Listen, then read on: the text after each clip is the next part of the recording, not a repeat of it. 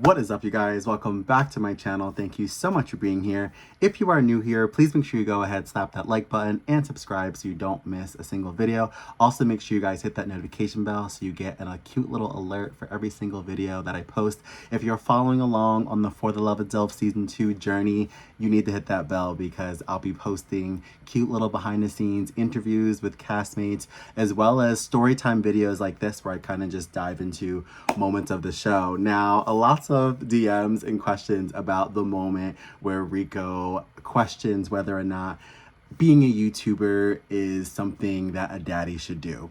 Now, let me just start with, this was so long ago, and already episode 1 into 2, Rico and I discussed this, we talked about it, we smoothed it out after what you saw on camera happened. So all of this he's already aware of and it's already been kind of done. But a lot of people have messaged me about that moment and it's been spoken about in like the recap reaction shows.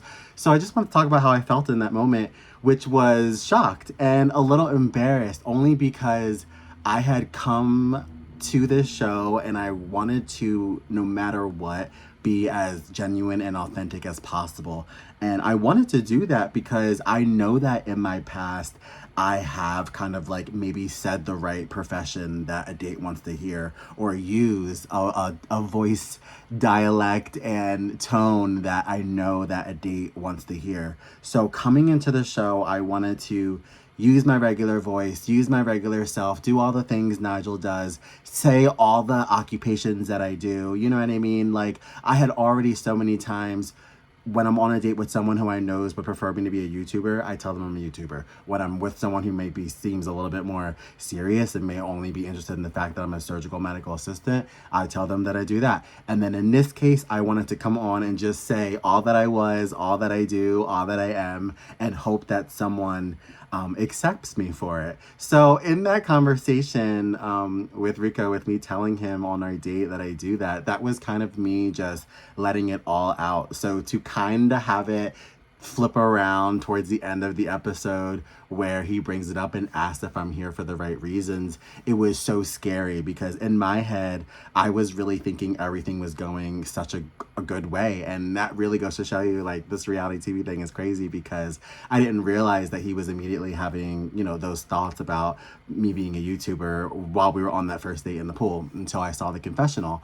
So it really like took me by surprise, and it really just, I wanted to come on here and talk about it only because so many people really believe that the occupations involved in artistry, like singing, acting, dancing, YouTube, content creation, that they're not like worth the time of day. And even more so, the fact that someone would be coming on a show and fall under the title of a daddy, and that it would not fall into that because of maybe YouTube's a little bit too playful, a little bit too colorful.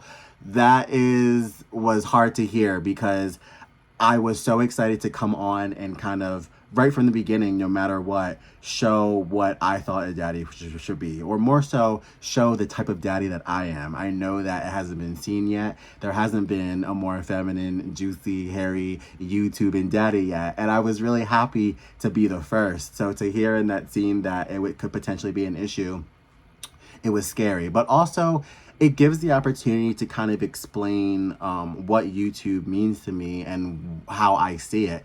And I really do take it seriously. I take it and I look at it and I view it and I study it analytical wise as a business. And what's really interesting is that out of all the things that I do, there have been so many weeks where the income from YouTube is overshadowing even the assisting that I'm doing in the medical world and other part-time jobs that I've had. It just really can take a precedence over your life, like depending on whether or not you're posting consistently or how many channels you have. What's interesting is that in my case, I actually run like a YouTube empire. Like I have several monetized channels that I get income from and I make videos for. So I think people need to really start to wake up in terms of like the world that we're living in right now, because there are entrepreneurs and creators and YouTubers and even like independent singers and artists right now who are doing really well. And the the regular 9 to 5 in the medical world and lawyer, doctor, all the things that are used to kind of topping the charts in terms of what society wants to be like the peak occupation. It's kind of like all a hazy world now. Like there are YouTubers who have started channels and they were doctors and they have left the office and stopped being doctors because they're making more on their YouTube channel. Now, granted, this isn't something that happens to everybody, and it's certainly not an overnight thing. You have to work really hard on your channel and in the business of YouTube to have that kind of sustainability. And it's something that I really put my all into. If you don't know my YouTube story, I started in 2020 during the beginning of the you-know-what, and I grinded like never before, day and night, countless videos a day, a week, answering every single comment, editing around the clock, filming around the clock, studying how to be a better creator, better YouTuber. And all of that really came at like a confidence burst for me. My whole life, people had told me that I was good enough for this app, that I was funny enough and entertaining enough to be a YouTuber, but it always went in one ear and out the other, and I never really truly believed in myself until 2020. And when I started my channel and I started to believe in myself and I started to grow, it really felt good because it was the first moment of my life where like I really trusted myself and believed in myself, and then the growth came with it. Like it was really beautiful to see it all come together, and my channel taught me so much about myself, so much about my confidence and who I am, what I'm capable of as a creator, and I hold it so close to my heart. So again, like it's a quick little scene, a quick little question in a date, someone kind of asking your occupation and having opinions about it, but I could go on hours about what it means to me to be a creator, how it changed my life, how I never had the confidence to do it before and I found it, and I want to never let that go. I want to always be proud of that, and because of that, from that date with Rico going forward, I will always say that's what I do along with my other occupations. I no longer want to just say the occupation that I think someone wants to hear, and I mean that on a whole spectrum of honesty. It's so funny because I was listening to the podcast from Bobby Knight from season 1, and he was watching one of the scenes. I think it was Ed in the kitchen, and Ed was saying, I think episode 3, that he couldn't cook, and Bobby was like, "Why would he say that? Like, this is a competition. This is the moment to da da da da. Like, you should." He could have lied and said I cooked great or faked it or whatever. And I'm team whatever Ed is doing while he's on camera. No offense to Bobby and how he wanted to play the game, but I really wanted to take every moment on camera to be as pure and honest and vulnerable as possible, because I didn't want to watch it back and have any regrets, and I didn't want to have to watch it back and be like, oh, that's when I was lying about this, or I was making this up because I was trying to get in here. Like, I have watched these shows, you know what I mean? As much as it was my dream to be here, it was also like pure entertainment for me for so long. So I have seen the shows and I've watched people manipulate and scheme their way to the top, and that's great. But I just kept thinking, like, what would happen if I just followed my heart? Like, if I make alliances purely with people that I really love and trust, and I compete with like my heart on my forehead, which is what I did. You know what I mean? I went heart first, and I did not want to look back because I wanted to see where that would take me, how far it would take me. And that was like my whole idea. I just wanted to be truthful. I wanted to be honest. And the first moment that I did that, it immediately came back at me, and it was really scary. But at the same time, such a growing moment for Rico and I, because he got to talk about more of his occupation off camera. I got to talk about mine, kind of what I'm explaining to you guys now about how I feel about it and how it's changed me. I got to do all of this with him too, so he's aware of what it means to me and why I would like be offended by that. And what's so funny is all the DMs about this scene are mainly from like my friends and family who know what like YouTube means to me and how it gave me a burst of confidence. Like, I've spoken about all of this before and been very like vocal about it. So when they saw that it was possibly an issue with Rika, a lot of people were reaching out about it. So I was like, I have to come on here and do a little like a spiel about it. But at the end of the day, I do this and I bring this up to basically reiterate the fact that whether you're a guy, a girl, a himbo, a dad, it really doesn't matter. You get your coin no matter how you need to give it. You make sure you support your family, keep food in the fridge no matter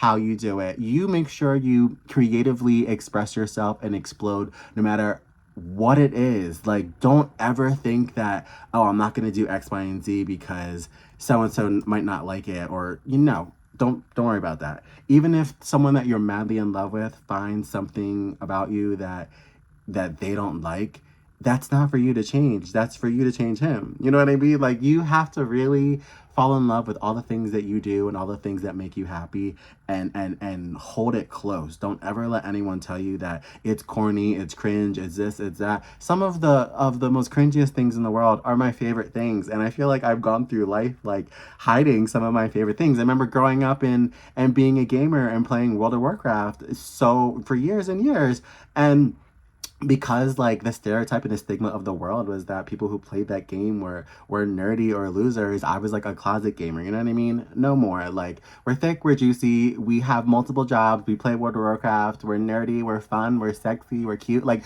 we're all these things. Like, I want to just really get people to be comfortable with not chopping off parts of who they are for the camera or for dates or for friends or for family. Like, be comfortable with being you, own that moment, and deliver it to the world with no apologies. And that's why I wanted to come on here, and I'll wrap it up with that. But I appreciate you guys for listening, and there'll be more moments like this where I kind of take scenes, dissect, and explain a little bit more, because there's always more to say, especially in terms of the show and the scenes, because we filmed for so, I don't think people realize, we filmed for so long, and you're getting like a 10-hour day wrapped up in a 45-minute episode. So there's always more backstory. Now, granted, we could, but I couldn't come on here and explain and back up every little thing that happens. But I think this is a good start, just because this was something that was a moment for me on the show, and it's a moment. This moment of answering that question has been a moment for me in life. So I thought I'd just come on here and discuss it. So thank you guys for watching. Make sure you guys hit that like button, subscribe, and hit that bell, and I'll see you guys all in the next video. Thank you.